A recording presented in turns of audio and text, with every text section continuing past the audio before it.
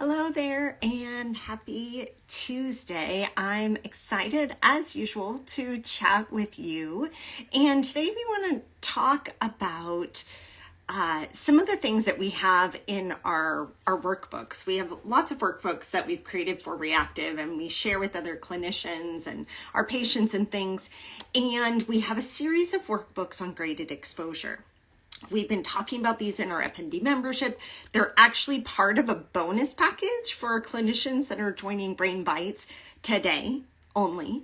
And I wanted to talk about what we do, but specifically I wanted to talk about how we can do graded exposure in a way that affirms and accommodates what a person might need, particularly if they have a very unique brain, which is what we see in a person who might have autism or ADHD, some form of neurodivergence that is outside of a neurotypical way.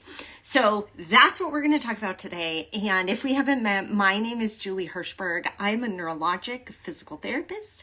I am the owner and founder of Reactive Therapy and Wellness. I'm here in the Los Angeles area, and we do a lot of training and mentoring of other clinicians from across the world when it comes to complex disorders, like functional neurologic disorders, like concussion and post-concussion symptoms, like CRPS, like dystonia, like hypermobility and POTS.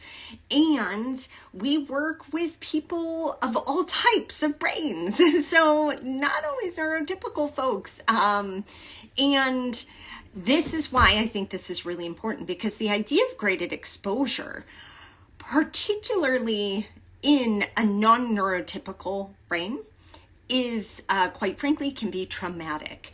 And this is a very important idea for us as clinicians to consider, because we should not ever be forcing somebody to desensitize to some sort of sensory stimulus that is that they don't want to, for one, or is painful, or is something that their system just cannot process. So I want to give you an example, something that comes up a lot in our patients, and clinicians ask about this too, is, so let's say we have somebody that wants to travel again.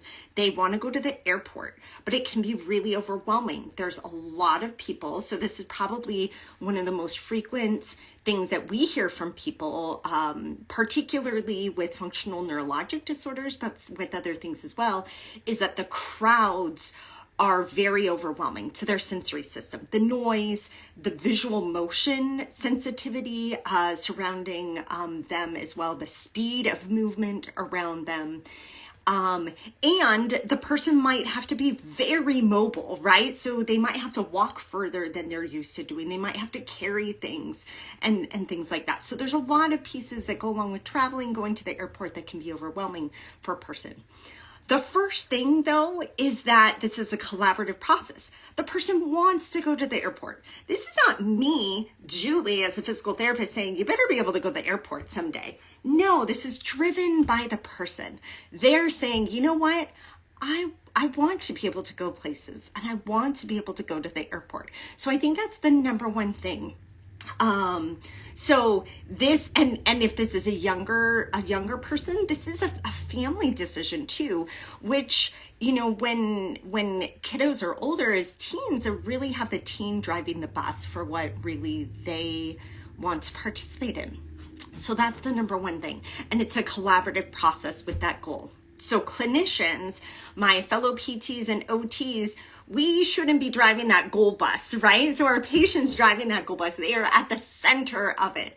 So that's number one. So they're saying, I want to get to the airport. And we actually had this discussion today in our FND membership for patients, where we were talking about people's goals to get to different activities and what their sensory system needed. We had a great discussion. So I'm just going to tell you what they were talking about. So they wanted to get there. They wanted to take baby steps to get there. So maybe a shorter trip, maybe just showing up at the airport, maybe talking about the airport, maybe practicing pieces of the airport. All of those would be parts of slowly getting back, or some sort of graded exposure to getting back to that activity. So here's what is key, and this is what came up in our discussion today too, is a person who is processing and maybe struggling to process multiple avenues of sensory information may need some accommodations to get there. So this is a really important part of thinking about graded exposure in a neurodiversity affirming way, is we accommodate that person's sensory needs. And so, for example, they might wear headphones to help with the noise. They might use other sensory tools. So we have folks that might use their backpack as kind of like a weighted vest, so a heavy backpack. They might chew gum. They might, in fact, in our class today, everybody was talking about making their sensory kit. So they might create a whole kit of different fidgets or sensory items or different smells. So different maybe essential oils. Gum is like my favorite one. A lot of people like that act of chewing and maybe even the flavor and scent of the gum. So we might use these pieces to help that person's nervous system and sensory system regulate as they take each step to get closer to their ultimate goal. So again, they set the goal. No one is forcing them. No one is saying, well, you need to make, this is a very common one for autistic folks. So you need to make eye contact. Does a kiddo want to make eye contact? Let's talk to them first. So this is a person-centered. They set the goal. So in our example, we're talking about going to the airport. They set the goal, and then you collaborate on what their sensory system, as well as their other systems, maybe autonomic nervous system, maybe motor control, maybe there are some psychosocial pieces that person might need as well. So we take in kind of the whole pie chart of what does this person need to reach that goal. And then we can, alongside that person, help guide the way. Now, I want to share, I really wanted to share about this because if you listen to autistic voices, many times you will hear, and this is, I've made it a mission in my life to listen to autistic voices and really try to understand what they're saying, but really just listen, just listen. And what I hear from people is that things like graded sensory exposure or desensitization or forced sensory stimuli is traumatic. And I've heard that over and over again. And I'm not an autism expert. This is not something that has been my specialty, but I care a lot about it. And I see folks with autism and other neurologic disorders. And I care very much that we're not traumatizing folks with what we do in therapy. And so that I've listened. And people have said that. Now, I've never done any kind of forced sensory stimuli, so I can't say that I've seen that occur, but I've definitely heard that occur as an outcome for folks with autism. The other thing that I would say is sometimes when this is something else I've learned from people with autism, is that we might do those things and the person may suppress or mask some of their traits and even some of their needs in order to accomplish a goal. And this in the long run doesn't help the person, right? And so this is something we want to be really mindful of as clinicians, is that if we are working with someone to reach a goal and it looks like, wow, they're making a lot of progress, are they doing that at the detriment of something else? And if so, we need to ask. We need to pay attention to that. And so what I think of is we really work closely with a person to understand what are your needs in this moment, and how can we reach those needs? We don't extinguish the need, we reach and meet those needs. So again, a lot of times what that need is a sensory or autonomic need for a person in order to take that next step. And again, we're talking about graded exposure to something the person really wants to do. When I think about all of the people that I meet in our consultations and in our membership, a lot of them want to drive. That's a really big one. They want to drive again. And it's very challenging. There's a lot of sensory information coming at you when you drive.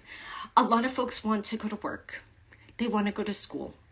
They want to go to Disneyland. Do you know how stimulating Disneyland is? But these are things that people really want to do.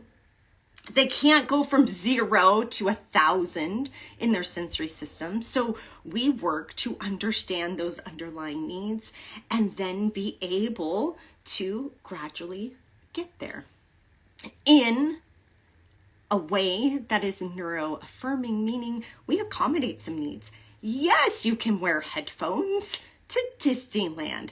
In fact, we should all be wearing headphones to a hockey game, right? So these are things that a person needs and their nervous system needs, and we explore those pieces together.